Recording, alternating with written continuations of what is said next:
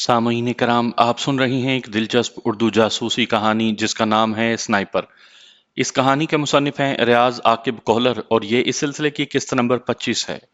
मुझे उम्मीद है आपको मेरी ये काविश पसंद आ रही होगी। आपने अगर अभी तक मेरा चैनल कहानी घर सब्सक्राइब नहीं किया तो अभी मेरे चैनल को सब्सक्राइब करके बेल नोटिफिकेशन ऑन कर लीजिए ताकि आने वाली हर नई कहानी की इत्तला बर वक्त आप तक पहुंच सके। वो अभी तक गहरे गहरे सांस लेकर गुजरी हुई तकलीफ को जायल करने की कोशिश कर रही थी। मेरा दिल कर रहा था कि उसका सर गोद में लेकर बैठ जाऊं, लेकिन शुक्र का मुकाम था कि मेरे दिमाग ने बुरे भले की तमीज खोई नहीं थी, वरना मुझे दिल की मानते ही बनती। पट्टी बांधकर मैंने उसकी रान से निकलने वाली गोली देखी और हैरान रह गया, क्योंकि वो पिस्तौल की गोली थी, जबकि मेरे ख्याल के मुताबिक तो उसे क्लाशनकोफ की गोली लगी थी। मोर्चे से पलवशा की आड़ तक के लंबे फासले से पिस्तौल की गोली का पलवशा की रान में इतनी गहराई में उतरना मेरी समझ से बालातर था। पिस्तौल की गोली 20-25 गज के बाद अपनी ताकत खोने लगती है और 100 गज के फासले से तो कोई काबिल जिक्र नुकसान नहीं पहुंचा सकती, जबकि जिस मोर्चे से वो गोली चलाई गई थी उसका फासला 100 गज से ज्यादा नहीं तो कम भी नहीं था। एक दो लम्हा सोचने के बाद मैंने सर झटक कर उस फालतू सोच को दूर भगाया। खून और स्प्रिट की वजह से बेड पर बिछे गद्दे का काफी सारा हिस्सा खराब हो गया था। मैंने एक बार फिर एहतियात से पलवशा को अपने बाजुओं में भरा और दूसरे कमरे में जाकर साफ सुथरे बेड पर लिटा दिया। कमरे की अलमारी खोलने पर मुझे जनाना लिबास लटके नजर आए। वो लाजमन मेजर ट्रेसी वॉकर का कमरा था। जीन्स की चुस्त पतलूनें, बनियान और इसी तरह के दूसरे वाहयात लिबास। अलबत्ता दो जनाना शलवार कमीज सूट देखकर मैं खुश हो गया था। चूंकि पलवशा की कमीज पर भी काफी खून लगा हुआ था, इसलिए मैंने मुनासिब समझा कि वो साफ लिबास पहन ले। एक सूट अलमारी से बाहर निकालकर मैं पलवशा को मुखातिब हुआ। मैं बाहर जा रहा हूं, तुम कपड़े तब्दील कर लो। ये कहते हुए मेरे दिमाग में खुशहाल खान की बैठक में गुजरने वाला मंजर दर आया। जब उसके कपड़े गीले होने पर मैंने उसे जनाना लिबास पहनने को कहा था, उस वक्त उसने मुंह बनाते हुए कहा था, आपको बड़ा शौक है मुझे जनाना लिबास में देखने का। आज भी मैं उसकी तरफ जनाना लिबास ही बढ़ा रहा था, लेकिन वो कोई शौखी भरा जुमला या लाड भरा अंदाज अपनाए बगैर खामोशी से मुझे घूर कर रह गई थी। मैं कमरे से बाहर निकलकर बावर्ची खाने की तरफ बढ़ गया। वहां मुझे दूध के पैकेट पड़े नजर आए थे। दो पैकेट खोलकर मैंने एक साफ बर्तन में डाले और चूल्हे पर रख दिए। चूल्हे के साथ एक बड़ा गैस सिलेंडर लगा था, इसलिए मुझे आग जलाने में कोई तगो-दो नहीं करना पड़ी थी। वहीं एक अलमारी में मुझे ओवल्टीन भी नजर आ गई थी। 3-4 चम्मच ओवल्टीन के दूध में डालकर मैंने अच्छी तरह चम्मच हिलाया और गर्म दूध शीशे के जग में डालकर पलवशा के कमरे की तरफ बढ़ गया। अंदर दाखिल होने से पहले मैंने दरवाजा हल्के से खटखटाना जरूरी समझा था। वो लिबास तब्दील कर चुकी थी। जनाना लिबास में वो हमेशा किसी और ही दुनिया की मखलूक नजर आया करती थी। इस वक्त भी हल्के आसमानी रंग के कपड़े अपनी खुशकिस्मती पर फूले नहीं समा रहे थे। मैं अपनी नजरों पर इख्तियार खोने लगा था। वो आंखें खोल कर लेटी थी। मेरी आमद के साथ ही उसने पलकों की चिलमन गिरा ली थी। न जाने मुझे क्यों ऐसा लग रहा था कि उसने आंखें इसलिए बंद कर ली थी कि ताकि मैं उसे सहूलत से देख सकूं। उसके बाल पहले से बड़े हो गए थे। मुझे यकीन था कि जूं ही उसके बाल औरतों की तरह लंबे होते, उसके हुस्न ने मजीद निखर आना था। मगर इस वक्त तुम उसे देख नहीं पाओगे। मेरे दिल ने मुझे महरूमी का ताना देने में देर नहीं लगाई थी। खैर, वो बात का मसला था। फिलहाल तो मैं अपनी आंखों की प्यास बुझा सकता था। ओवल्टीन मिले दूध का जग शीशे की मेज पर रखते हुए भी मेरी नजरें उसके मलीह चेहरे का तवाफ कर रही थीं। उसके चेहरे पर इत्मीनान और सकून भरे तासुरात फैले थे। मेरी नजरें सैराब होने का नाम ही नहीं ले रही थी, मगर मैं ज्यादा देर इस अय्याशी का मुतहम्मिल नहीं हो सकता था। खुद पर जबर करते हुए मैंने उसके चेहरे पर से नजरें हटाईं और उसकी खून आलूद कमीज उठाकर दूसरे कमरे में आ गया। उसकी कमीज भी बकिया लिबास के साथ फेंक कर मैं वहां पड़े दो साफ तकिए उठाकर वापस लौट आया। 3-4 तकिए इकट्ठे रखकर मैंने उसे बाजुओं से थाम कर तकियों से टेक लगाकर बिठा दिया। हालांकि वो खुद भी उठकर बैठ सकती थी, लेकिन मेरे हाथ बार बार उसके फूल से बदन के लम्स से हिज उठाना चाह रहे थे, इसलिए मैंने उसे खुद पकड़कर बिठा दिया था। उसने भी बगैर किसी झिझक के अपना जिस्म मेरे हवाले किया हुआ था। कंधों के पीछे तकिए दुरुस्त करके मैंने ओवल्टीन मिले दूध का गिलास भरकर उसे थमा दिया।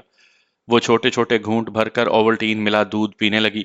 मेज को खींचकर मैंने बेड के साथ लगा दिया ताकि एक गिलास खाली करके वो अपने लिए दूसरा गिलास भी भर सके और खुद उस कमरे से निकल आया।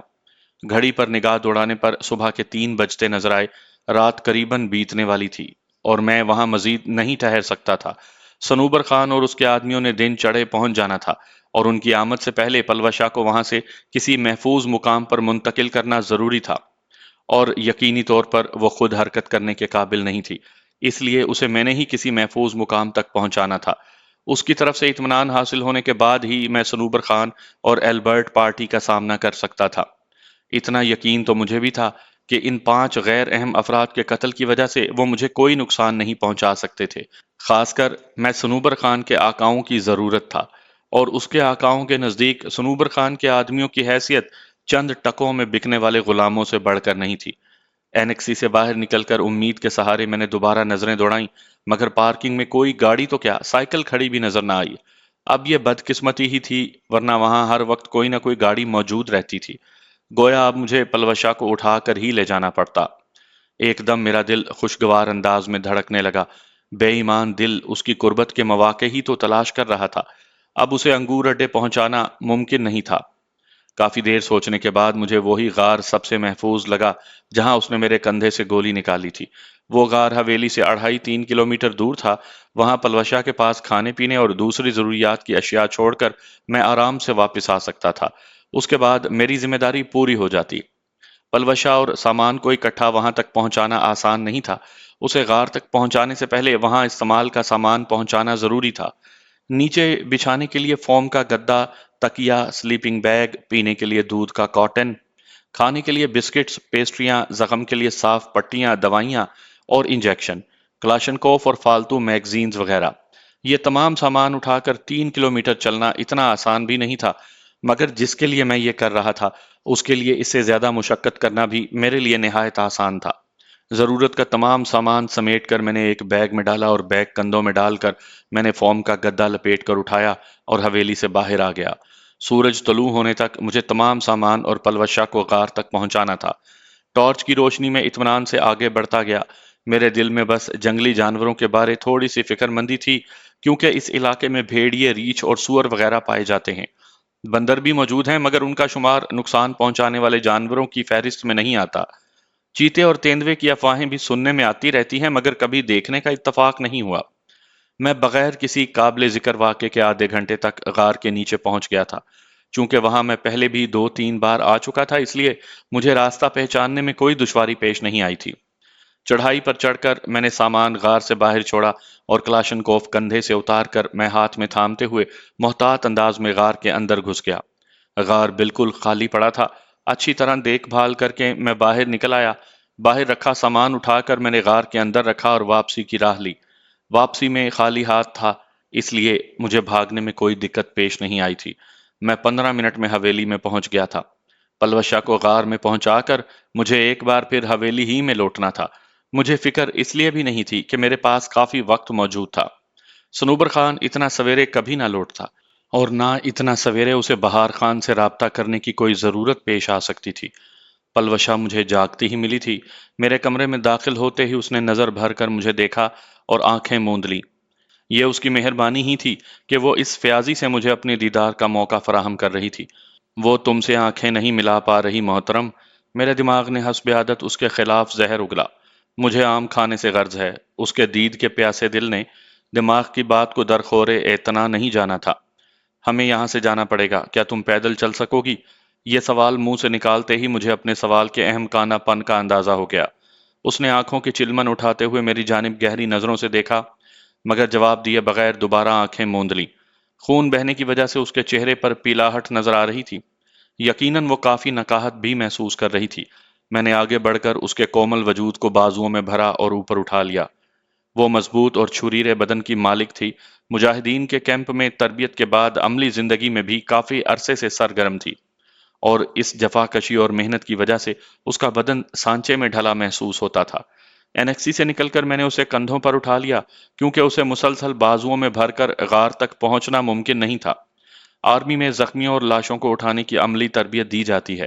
میں نے بھی اسے اسی انداز ہی میں اٹھایا ہوا تھا جیسا کہ ہمیں تربیت ملی تھی، لیکن ایسا کرنے کی وجہ سے اس کے جسم کے بہت سے گداز حصے میرے بدن سے مس ہو کر میری قوت برداشت کا امتحان لینے لگے تھے، اور میں ٹارچ کی روشنی میں دائیں بائیں کا جائزہ لیتے ہوئے خود کو اس کے لمس کی سحر آفرینی سے بچانے کی تگ و دو میں مصروف ہو گیا۔ پلوشا سے دوبارہ ملنے کے بعد میں عجیب قسم کی کشمکش میں پھنس گیا تھا۔ دماغ اس سے نفرت کی ترغیب دینے کے ساتھ اس سے دور جانے کے مشورے دے رہا تھا، جبکہ دل اسے اپنی آغوش میں بھر کر ماضی کی ساری باتیں بھلانے کے چکر میں تھا۔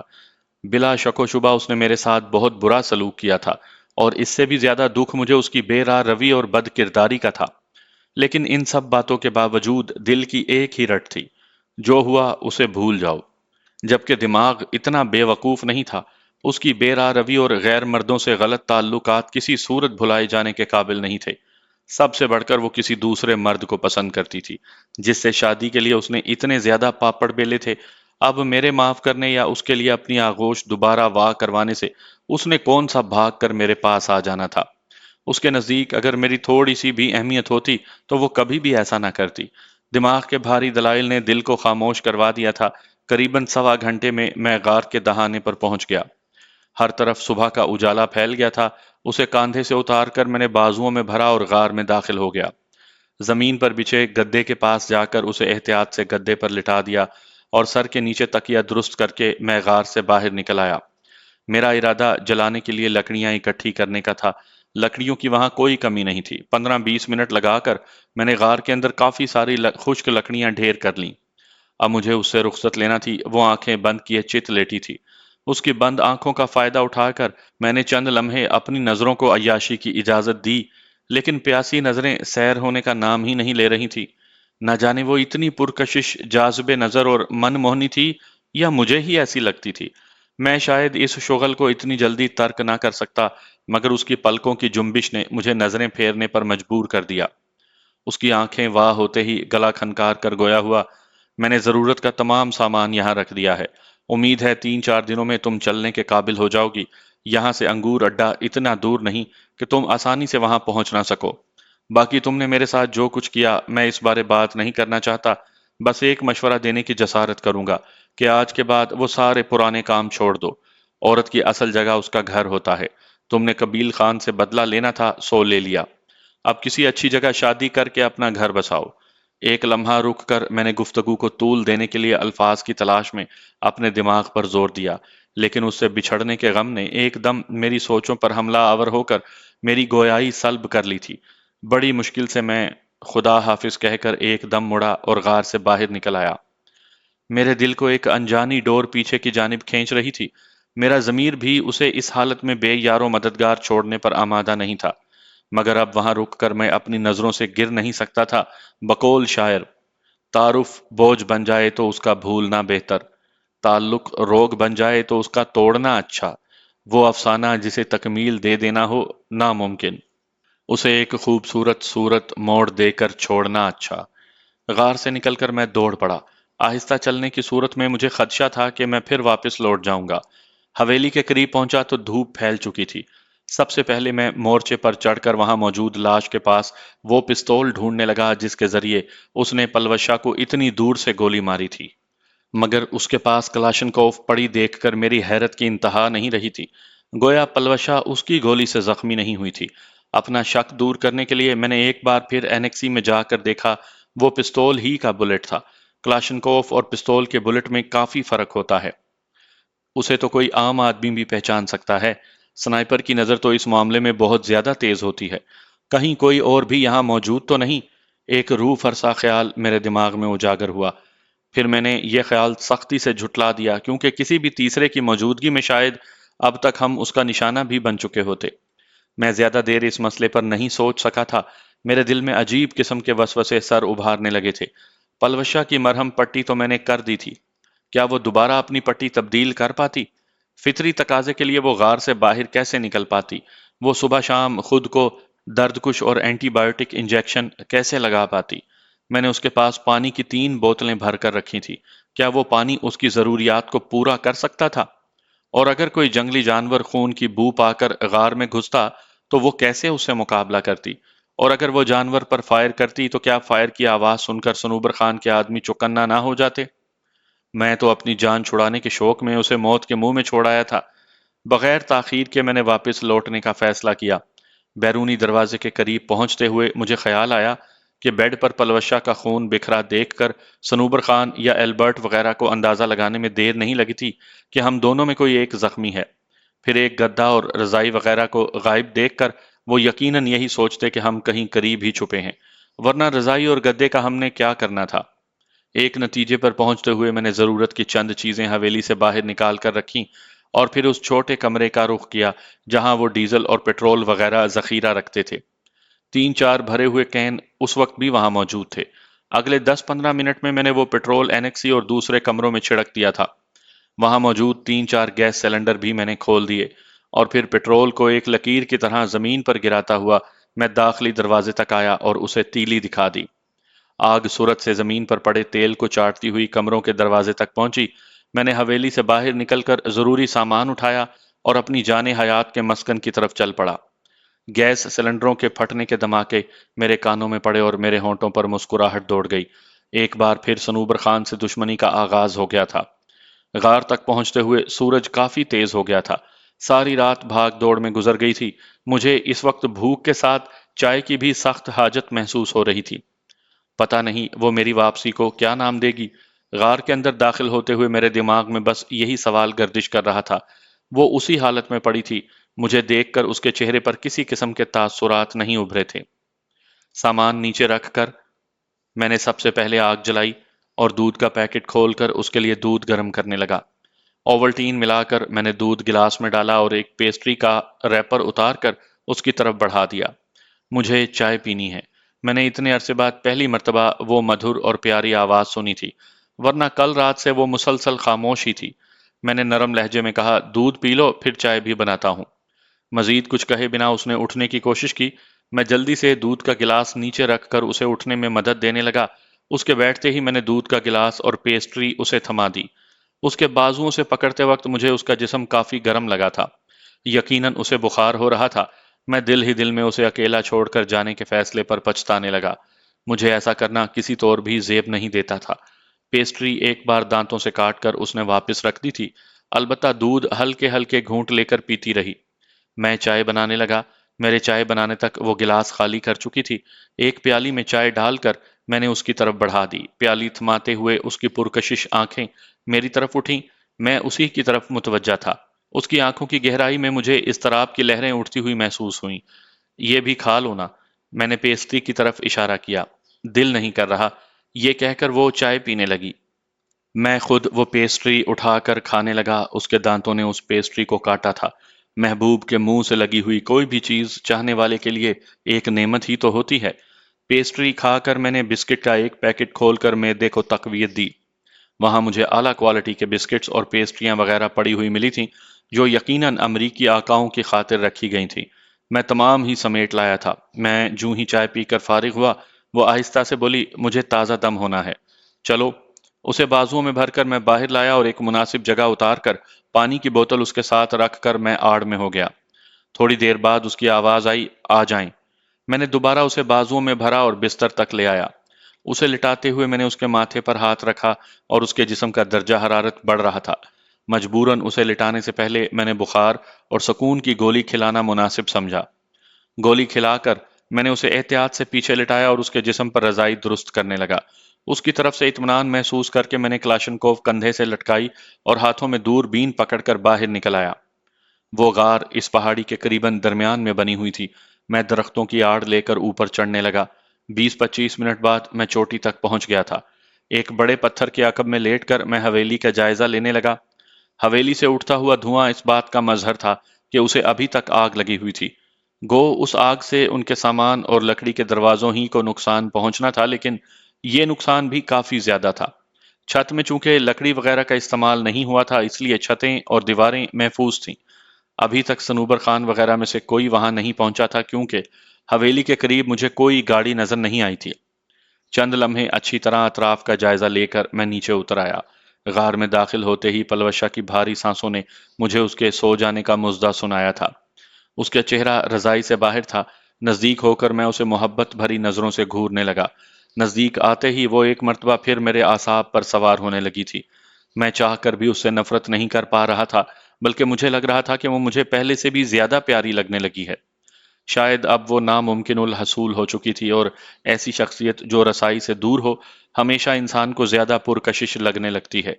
میں بھی ساری رات کا تھکا ہوا تھا، مجھے بھی نیند آنی چاہیے تھی، مگر پلوشا کی قربت نے میری نیند اڑا دی تھی۔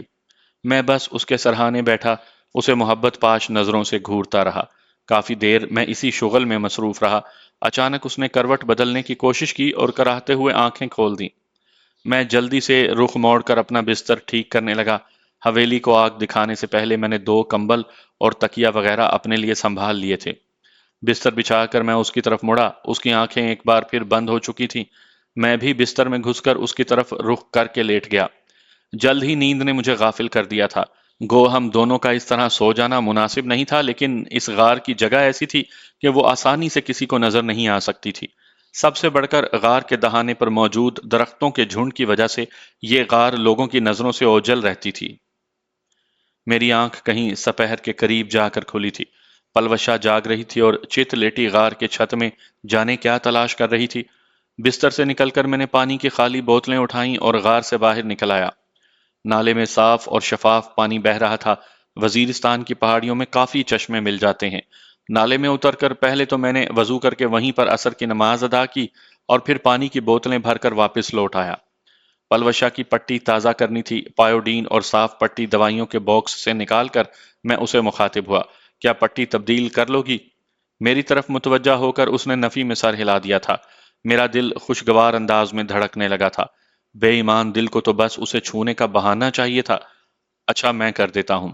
میں نے پہلے کی طرح اس کے جسم پر چادر بچھا کر زیریں لباس اتارا اور پرانے والی پٹی کھول کر نئی پٹی باندھنے لگا۔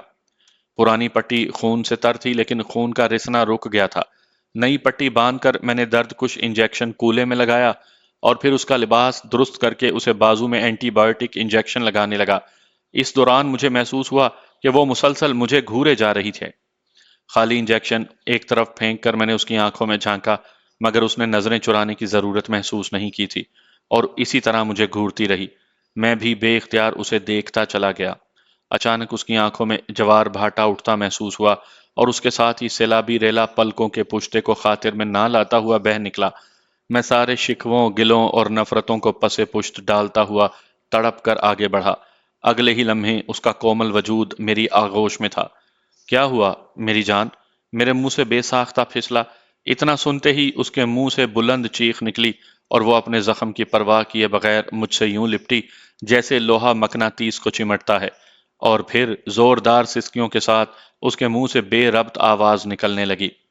کہا تھا نا جلدی آنا، مجھے ڈر لگ رہا ہے۔ میں نے کہا تھا مجھے کچھ ہو جائے گا، مگر تمہیں تو اپنی نوکری کی پڑی تھی نا۔ بھاڑ میں جائے تمہاری نوکری، مجھے اذیتوں، مصیبتوں اور دکھوں کے حوالے کر کے سکھ کما لیا ہے نا، مل گیا ہے سکون، آ گیا ہے آرام۔ ذلیل کمینے، میں تمہیں کبھی معاف نہیں کروں گی، کبھی نہیں، کبھی نہیں۔ گلا کرنا تو میرا بنتا تھا، ناراض تو ہونا مجھے جچتا تھا، شکوے شکایتیں میں نے کرنی تھی، مگر وہ کچھ سوچے بغیر سارا الزام میرے سر پر پھینکے جا رہی تھی۔ اس کی جذباتی کیفیت ایسی نہیں تھی کہ میں اسے روکتا ٹوکتا۔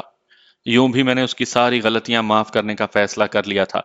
اس سے دور رہنا ممکن ہی نہیں تھا، تو دوری کیسے اختیار کرتا؟ اس کا واویلا حد سے بڑھتا دیکھ کر مجھے اس کا منہ بند کرنا پڑا، اور خوش قسمتی سے ایسا کرنے کے لیے میرے ہاتھ فارغ نہیں تھے۔ وہ مدہوش ہو کر میرے بازوؤں میں جھول گئی۔ جانے کتنی دیر میں اسے اپنی آغوش میں لیے ماحول سے بے خبر بیٹھا رہا۔ وہ آہستہ آہستہ پرسکون ہوتی گئی۔ اس کے آنسو تھمے، سسکیاں بند ہوئیں اور وہ اپنی مسحور کن آنکھیں کھول کر مجھے دیکھنے لگی۔ اس کے لبوں پر مجھے وہی دھیمی دھیمی شوخ مسکراہٹ نظر آ رہی تھی جس نے مجھے اس کا دیوانہ بنانے میں اہم کردار ادا کیا تھا۔ اب بتاؤ، گلہ کرنا میرا بنتا ہے یا تمہارا؟ اسے متبسم دیکھ کر میں نے چاہت بھرے لہجے میں پوچھا۔ وہ پرزور لہجے میں بولی، میرا میرا میرا۔ وہ کیوں؟ اس کی ناک کی پھوننگ سے پکڑ کر میں نے آہستہ سے مروڑا۔ کیونکہ آپ کی لاڈلی جو ہوں۔ اس کا ناز بھرا انداز مجھے نہال کر گیا تھا۔ جانتی بھی ہو مجھ پر کیا بیتی۔ اس کے چہرے سے تبسم غائب ہوا اور اس نے سسکتے ہوئے کہا، نہیں، اور نہ ہی جاننا چاہتی ہوں۔ اس کی آنکھیں ایک بار پھر چھلکنے کو تیار ہو گئی تھیں۔ اگر ایک آنسو بھی گرا تو مجھ سے برا کوئی نہیں ہوگا۔ اس کی پلکوں کے آشنا لمس کو لبوں سے محسوس کرتے ہوئے میں نے تنبیہ کی، راجو، مجھے معاف کر دو۔ مجھے اس کی آواز کہیں دور سے آتی ہوئی محسوس ہوئی تھی۔ میں نے چاہت بھرے لہجے میں کہا، राजू की जान, कर दिया माफ। एक बार नहीं, 1000 बार माफ कर दिया। फिर ऐसा करोगी? फिर माफ करूंगा। जितनी बार करोगी उतनी बार माफ करूंगा। वजह नहीं पूछोगे? कभी नहीं, मैंने नफी में सर हिलाया। अलबत्ता बताना चाहो तो सुनूंगा जरूर। नहीं बताऊंगी। आप पूछेंगे तब भी नहीं बताऊंगी। मैंने उसके रेशमी बालों में उंगलियां फेरते हुए बेपरवाही से कहा, ठीक है, बाकी बातों को छोड़ें, बस आप मुझसे अभी अभी शादी करें। मुझे एक लम्हे की ताखीर भी गवारा नहीं। मैंने मुस्कुराते हुए कहा, चंद शराइत मानना पड़ेंगी। फरमाओ। उसने तीखे लहजे में पूछा। बाल नहीं कटवाओगी? मर्दाना लिबास नहीं पहनोगी? कानों में बालियां और नाक में कोका पहनोगी? मर्दों में नहीं नाचोगी और खुदकुशी करने की धमकी नहीं दोगी? वो दिल रुबाई से मुस्कुराई। आखिरी शर्त के अलावा बाकी सब मंजूर हैं। नहीं जी, सबसे अहम तो आखिरी शर्त ही है। राजू, अब मजाक को छोड़ें। चंदा, कोई मौलवी तो मिल जाए ना। निकाह मौलवी के बगैर भी हो जाता है। ठीक है, मगर गवाह कहाँ से लाएंगे? आप बस जान छुड़ाना चाहते हैं। वो रुहासी होने लगी। मैंने एतमाद भरे लहजे में कहा, अल्लाह पाक की कसम, जान नहीं छुड़ा रहा। अंगूर अड्डे पहुंचते ही पहला काम यही करूंगा। अगर ऐसा ना किया तो खुदा कसम मैं अपनी जान। इतना कहकर वो एक लम्हे को रुकी और फिर कहकहा लगाते हुए बोली, पता तो चल गया होगा आपको। जी हाँ, चल गया है पता। तुम्हारी बकवास करने की आदत इतनी जल्दी तो खत्म नहीं हो सकती। नहीं होगी, नहीं होगी और नहीं होगी।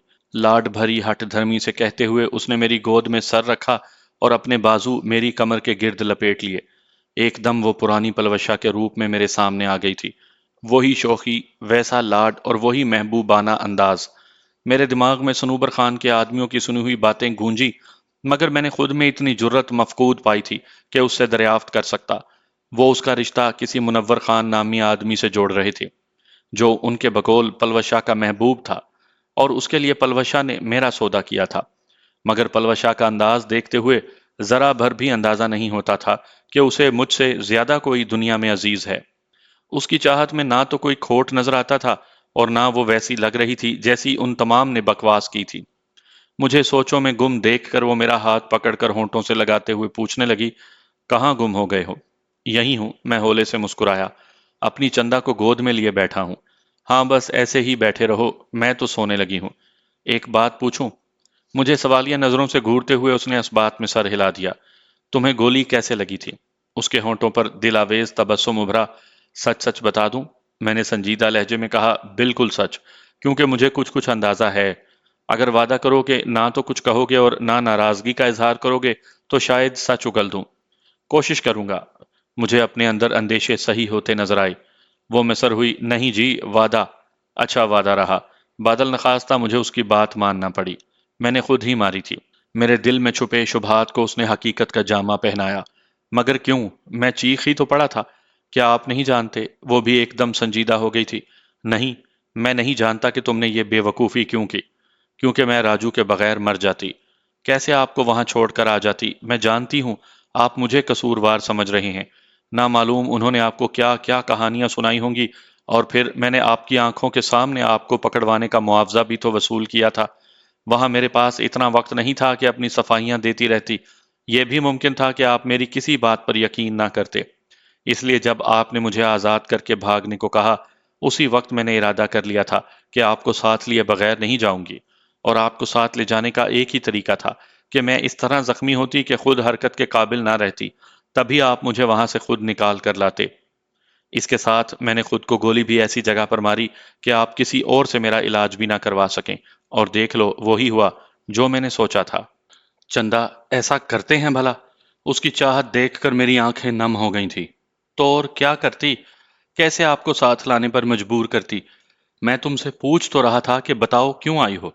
तुमने कोई वजह भी तो नहीं बताई थी, बस चुपचाप मार खाती रही। और सनूबर खान का पालतू जो कुछ कह रहा था वो भूल गए हैं आप? बल्कि आपको तो बहाना चाहिए था मेरी पिटाई करने का। उसके लहजे से जरा भी अंदाजा नहीं होता था कि उसे मेरी वो हरकत नागवार गुजरी थी। वैसे तुम इतनी नाजुक कब से हो गई हो कि जरा सा थप्पड़ खाकर कराहना शुरू कर देती थी? आपकी नजर में तो नाजुक हो ना? उसने लाड भरे लहजे में पूछा। हाँ चंदा, मेरी नजर में तो तुम फूलों और कलियों से भी ज्यादा नाजुक हो। तो बस आपके थप्पड़ खाकर ही तो करा रही थी। कोई और कितनी भी कोशिश कर लेता मेरे मुंह से उफ नहीं सुन सकता था। अलबत्ता आपकी बात और थी। آپ کو تو اپنی کراہیں سنا کر جانچ رہی تھی کہ آیا اب بھی مجھے پیار کرتے ہو یا دل سے نکال بیٹھے ہو۔ میں نے چاہت سے کہا، تمہیں دل سے نکالنے کے لیے دل ہی کو سینے سے نکالنا پڑے گا۔ جھوٹا۔ اس نے اپنی باہیں میرے گلے میں ڈالتے ہوئے مجھے نیچے کی طرف کھینچا اور میں اس کے چہرے پر جھک گیا۔ اس کا مطمع نظر پورا کر کے میں نے پوچھا، اچھا یہ بتاؤ تم روئی کیوں تھی؟ آپ کی محبت دیکھ کر رونا آ گیا تھا۔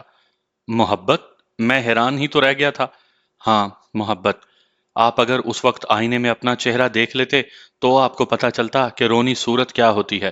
اپنے تئیں آپ غصہ اور نفرت دکھا رہے تھے، جبکہ آپ کی آنکھیں کہہ رہی تھیں کہ وہ ساری چوٹیں جو بظاہر نظر مجھے لگ رہی تھی، ان کا نشانہ آپ کا اپنا دل ہے۔ میری دلی کیفیت جاننے کے باوجود تم نے کسی قسم کی صفائی دینے کی ضرورت محسوس نہیں کی۔ محبت کرنے والے صفائیوں کے محتاج نہیں ہوتے، اور یقین مانو اس وقت میرا صفائی دینا کسی کام کا نہیں تھا، بلکہ سچ کہوں تو اگر اس وقت میں آپ کو ساری بات بتا دیتی اور آپ میری بات کو ایک بار بھی غلطی سے جھٹلا دیتے تو مجھے مرنے سے دنیا کی کوئی طاقت نہیں روک سکتی تھی۔ ساری کہانی تو تم نے مجھے اب بھی نہیں بتائی۔ وہ ہٹ دھرمی سے بولی، ہاں نہیں بتاؤں گی، جب تک شادی نہیں کر لیتے نہیں بتاؤں گی۔ جانتی ہو انہوں نے مجھے گرفتار کرنے کے بعد کیا کیا باتیں سنائی؟ راجو، کہہ دیا نا مجھے کچھ نہیں سننا۔ کیوں مجھے اذیت دینا چاہتے ہیں؟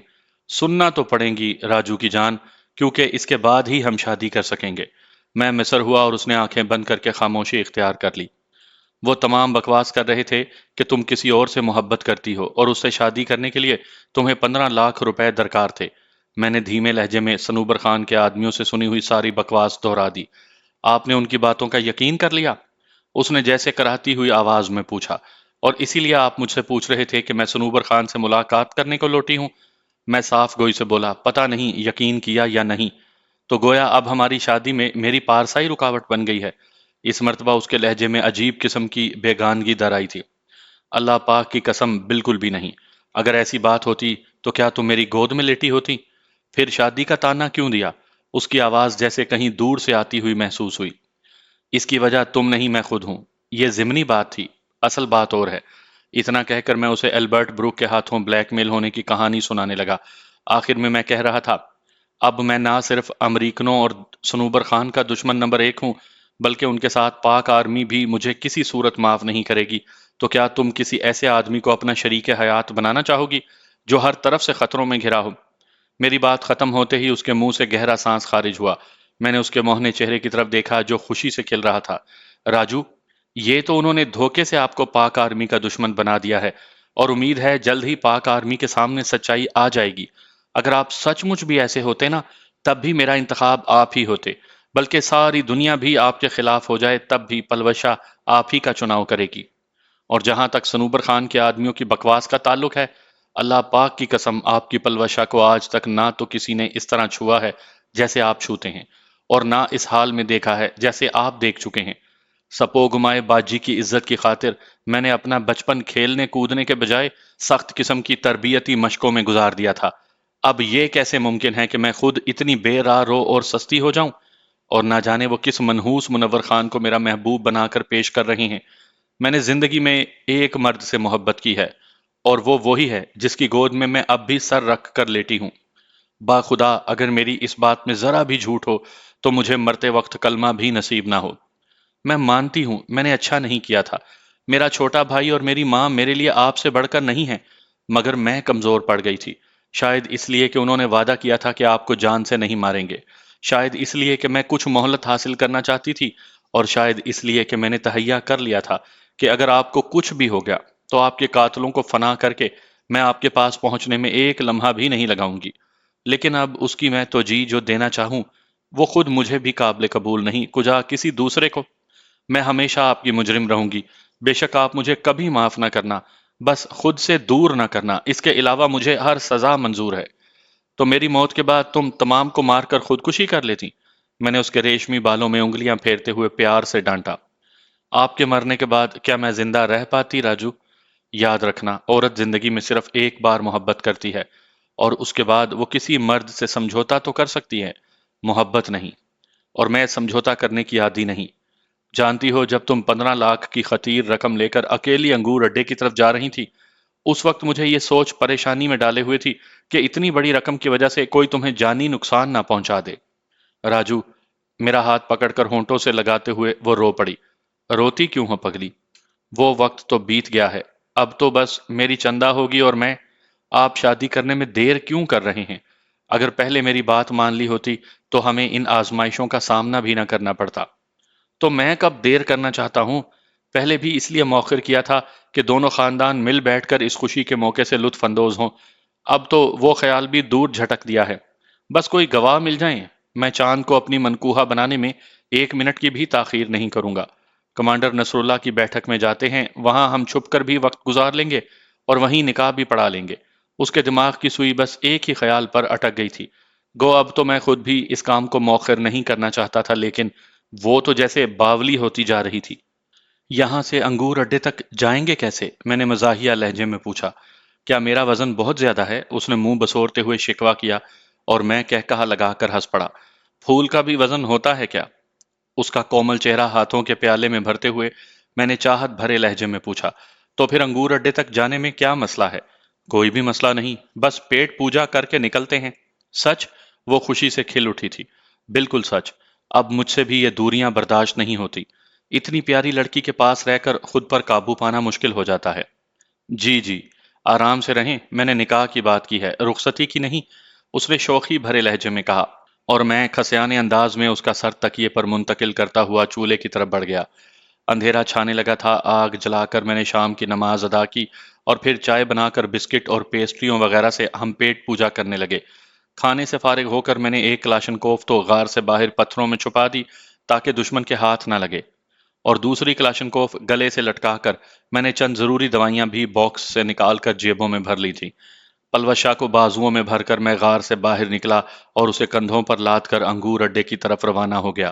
سفر کرنے کے لیے پوری رات پڑی تھی اور مجھے امید تھی کہ آہستہ روی سے سفر کرتے ہوئے بھی ہم صبح صادق سے پہلے انگور اڈے تک پہنچ جائیں گے۔ اترتے ہی پلوش شاہ نے دھیمے لہجے میں کہا، راجو، یاد ہے جس دن آپ مجھ سے بات کرنے کے لیے کئی کلومیٹر چل کر آئے تھے اور بچھڑنے کے بعد پہلی بار ہماری بات ہو رہی تھی؟ میں نے چاہت بھرے لہجے میں اعتراف کرتے ہوئے کہا، تم سے جڑی کوئی بات بھی بھول سکتی ہے بھلا؟ ہماری وہ باتیں خبیث صنوبر خان نے سن لی تھی۔ جرگے میں چونکہ میری اصلیت کھل گئی تھی اور اس نے ماموں جان کے گھر کو پہلے سے تلاش کیا ہوا تھا، اس لیے اسی رات صبح صادق کے قریب اس خبیث کے آدمی مجھے، امی جان اور میرے چھوٹے بھائی کو گرفتار کر کے لے گئے۔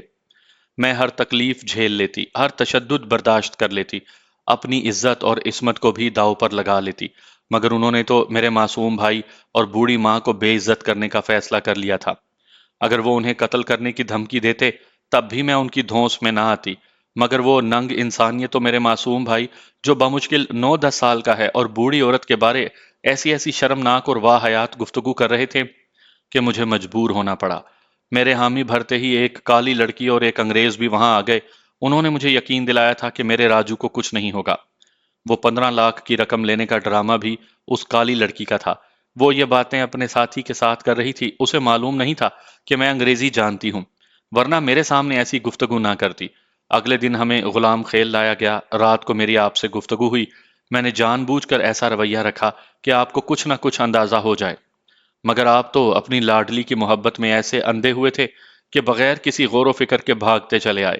یہ کہتے ہوئے وہ ناز بھرے انداز میں ہنس دی تھی، جبکہ میں خود کو ملامت کرنے میں لگا ہوا تھا۔ میری عزیز ہستی کے ساتھ کیا کچھ بیت گیا تھا اور میں اس کی محبت میں شک کرتا پھر رہا تھا۔ مجھے خاموش پا کر اس کی بات جاری رہی۔ آپ کو گرفتار کر کے انہوں نے وعدے کے مطابق میری امی جان اور بھائی کو رہا کر دیا۔ ایک مہربانی انہوں نے یہ کی تھی کہ وہ رقم مجھ سے واپس نہ لی۔ میں امی جان اور بھائی کو لے کر ڈیرہ اسماعیل خان پہنچی۔ وہاں وزیرستان کے کافی مہاجرین پناہ گزین ہیں۔ ایک محلے میں کرائے کا گھر تلاش کر کے میں نے چند ماہ کا پیشگی کرایہ ادا کیا اور بقیہ رقم امی جان کے حوالے کر دی۔ اس کے بعد وہاں چند دن ان کے ساتھ ہی رہی تاکہ وہ اچھی طرح سے علاقے کو جان جائیں، اور جب مجھے یقین ہو گیا کہ اب وہ میرے بغیر بھی رہ لیں گے تو اپنے راجو کے لیے واپس لوٹ آئی۔ 4-5 دن پہلے ان کا ایک آدمی جو رخصت پر جا رہا تھا میرے ہاتھ چڑھ گیا۔ اس سے مجھے آپ کے بارے میں تمام تفصیلات معلوم ہو گئیں، اور کل جب میں نے بہت ساری گاڑیوں کو وہاں سے جاتے ہوئے دیکھا تب میں نے اندر گھسنے کا فیصلہ کر لیا۔ اب یہ میری بدقسمتی تھی کہ اندر داخل ہوتے ہی میں ان کی نظروں میں آ گئی۔ بعد کی کہانی آپ کو معلوم ہے۔ ساری تفصیل اطمینان سے سننے کے بعد میں نے کہا، تم نے تو کہا تھا کہ شادی سے پہلے مجھے کچھ بھی نہیں بتاؤ گی۔ کہا تو تھا، لیکن آپ کی محبت دیکھ کر رہا نہیں کیا۔ مجھے فخر ہے کہ میں نے آپ کو چاہا ہے۔ جو مرد اپنی عورت کا غیر مرد سے غلط تعلق دیکھ کر بھی اس کی محبت سے دستبردار نہیں ہو سکتا، ایسے مرد کا ملنا بہت دشوار ہوتا ہے، اور میری خوش قسمتی کہ مجھے ایک ایسا ہی ہیرا مل گیا۔ تم غلط کب سے ہو گئیں چندا؟ وہ ہنسی۔ آپ تک جو خبریں پہنچی اس کے مطابق تو مجھ جیسی غلط لڑکی شاید ہی دنیا میں پائی جاتی ہوگی۔ اچھا دفع کرو پرانی باتوں کو، یہ بتاؤ شادی کرنے کا کتنا معاوضہ لوگی؟ اس نے حیرانی بھرے لہجے میں کہا۔ معاوضہ؟ ہاں، تمہاری طرف رواج ہے نا کہ لڑکی والے لڑکے والوں سے منہ مانگی قیمت وصول کرتے ہیں۔ اب چونکہ ہمارا کوئی سرپرست تو موجود نہیں، تو یہ سب ہمیں ہی طے کرنا پڑے گا نا۔ اس کے سریلے کہکہے نے میری کانوں میں جل ترنگ بجائے۔ میں مصر ہوا۔ ہنسو مت، سچ سچ بتاؤ۔ وہ شوخ لہجے میں بولی۔ میں نے پہلے ہی دن سے اپنی قیمت بتائی ہوئی ہے۔ یعنی 50 لاکھ؟ میں نے تصدیق چاہنے کے انداز میں پوچھا۔ ہاں، بس آپ 50 لاکھ کی تمام صفریں ختم کر کے بقیہ رقم ادا کر دینا۔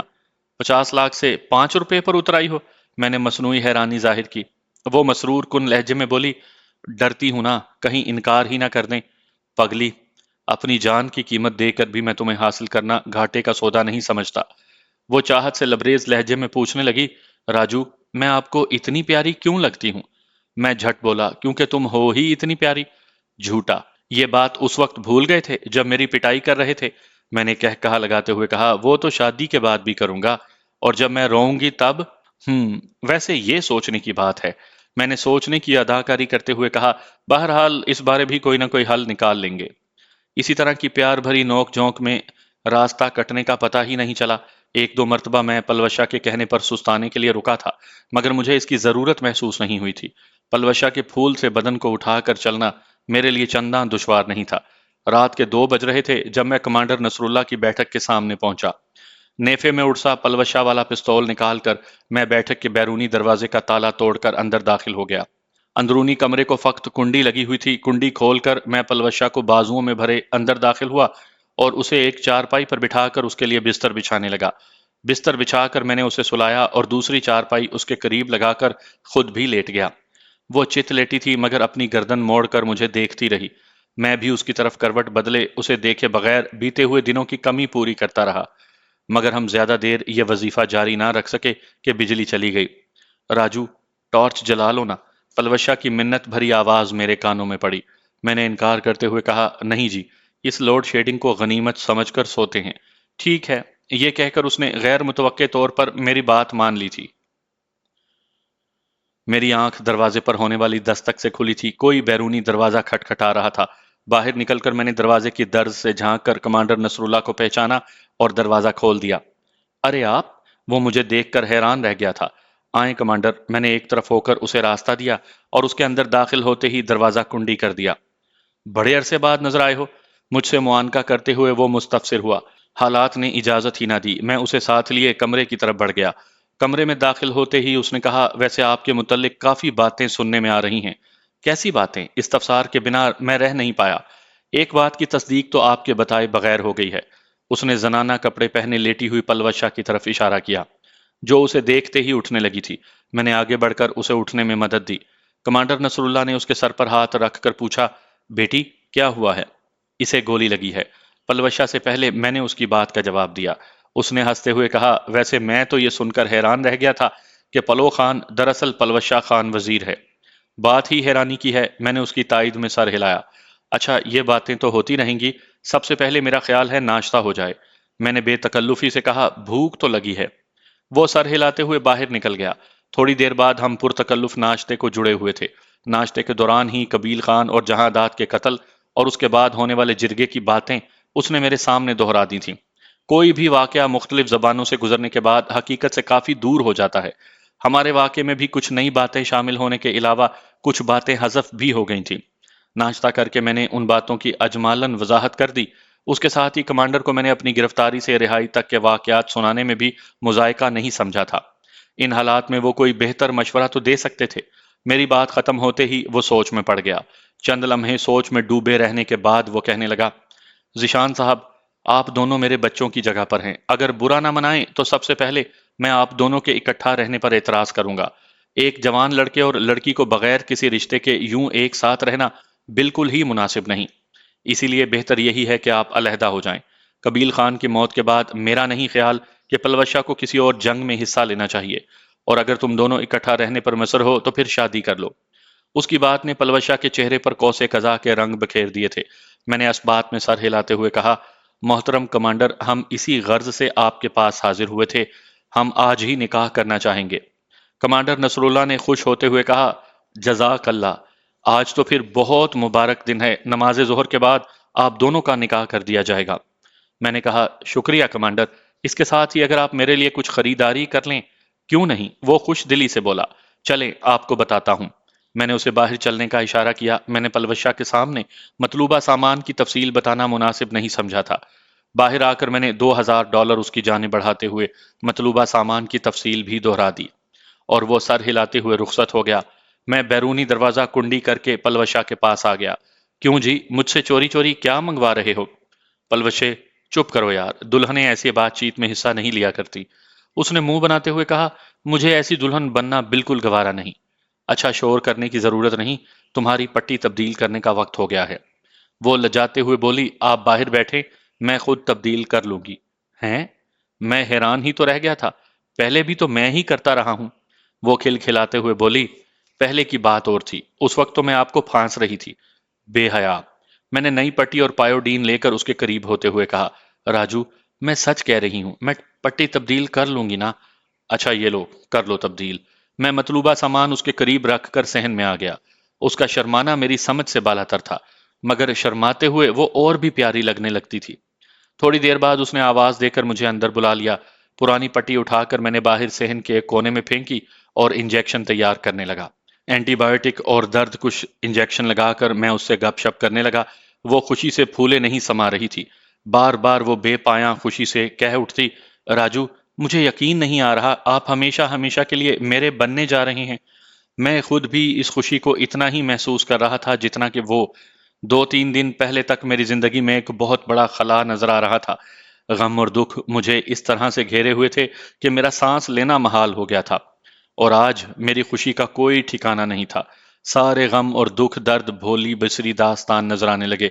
وہ میرے لیے کتنی ضروری اور اہم تھی، اس بارے مجھے تب پتا چلا تھا جب میرے تئیں وہ مجھ سے ہمیشہ ہمیشہ کے لیے دور چلی گئی تھی، اور اب ایک دم اس کا واپس ملنا مجھے اپنے رب کی بارگاہ میں شکر گزاری کے گہرے احساس سے سر ٹیکنے پر مجبور کر رہا تھا۔ ہم کمانڈر نصر اللہ کی واپسی تک گپ شپ کرتے رہے۔ وہ مجھے تلخ ایام میں اپنی دگرگوں حالت کا بتا رہی تھی کہ میری جدائی میں اس کی کیا حالت بنی رہی۔ اس کی باتیں سن کر تو مجھے لگ رہا تھا کہ میں نے ذرا بھر بھی تکلیف نہیں کاٹی، اور ساری اذیتیں میری جان حیات ہی کو چمٹی رہی ہیں۔ کمانڈر نصر اللہ میرا مطلوبہ سامان لے آیا تھا۔ سامان رکھ کر وہ نماز کے بعد آنے کا کہہ کر چلا گیا۔ میں نے سرخ لباس پلوش شاہ کے سامنے رکھتے ہوئے کہا، یہ کپڑے پہنو۔ میں بھی لباس تبدیل کرتا ہوں۔ اپنے سفید کپڑے اٹھا کر میں بیٹھک کے صحن میں بنے غسل خانے میں گھس گیا۔ واپس پہنچنے پر وہ مجھے سرخ لباس پہنے نظر آئی۔ سرخ رنگ کی کڑھائی کیے ہوئے دوپٹے میں اس کا سفید چہرہ 14ویں کے چاند کی طرح دمک رہا تھا۔ یاقوتی ہونٹوں پر چھائی شرمیلی مسکان مجھے بے خود کر گئی تھی۔ بیٹھو نا، مجھے مسلسل کھڑا دیکھ کر وہ لجاتے ہوئے بولی، اور میں چونک کر چارپائی پر بیٹھ گیا۔ اب نظر ہی نہ لگا دینا۔ میری آنکھوں سے پھوٹتی چاہت دیکھ کر وہ شرمیلی مسکان سے بولی۔ میں نے وارفتگی کے عالم میں پوچھا، چندا، سچ سچ بتاؤ، تم ہو اتنی پیاری یا مجھے لگ رہی ہو؟ مجھے اپنی شکل و صورت سے کچھ نہیں لینا دینا، بس آپ کو پیارا لگنے کا احساس ہی میرے لیے کافی ہے۔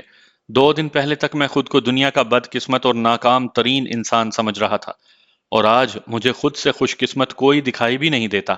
وہ شرارت سے مسکرائی۔ یہ تو جب شادی کے بعد میں اپنی فرمائشیں پوری کرواؤں گی تب معلوم پڑے گا۔ بھول ہے تمہاری۔ اس کا ملائم ہاتھ اپنے ہاتھوں میں لیتے ہوئے میں سہلانے لگا۔ سچ کہوں راجو، تو مجھے اب بھی یقین نہیں آ رہا۔ بس تھوڑی ہی دیر کی تو بات ہے، کمانڈر نصر اللہ گواہوں کو لے کر آتے ہی ہوں گے۔ اب تو لمحے بھی صدیاں بن گئے ہیں۔ اس نے بے چینی ظاہر کی۔ خود میری حالت بھی اس سے مختلف نہیں تھی۔ مجھے یقین ہی نہیں آ رہا تھا کہ تھوڑی دیر بعد وہ میری بن جائے گی۔ ہزارہا اندیشے اور وسوسے میرے دامن سے لپٹے تھے، مگر ہمارے اندیشوں کے برعکس کمانڈر نصر اللہ ظہر کی نماز کے بعد اپنے 2 جوان بیٹوں کے ہمراہ وہاں پہنچ گیا۔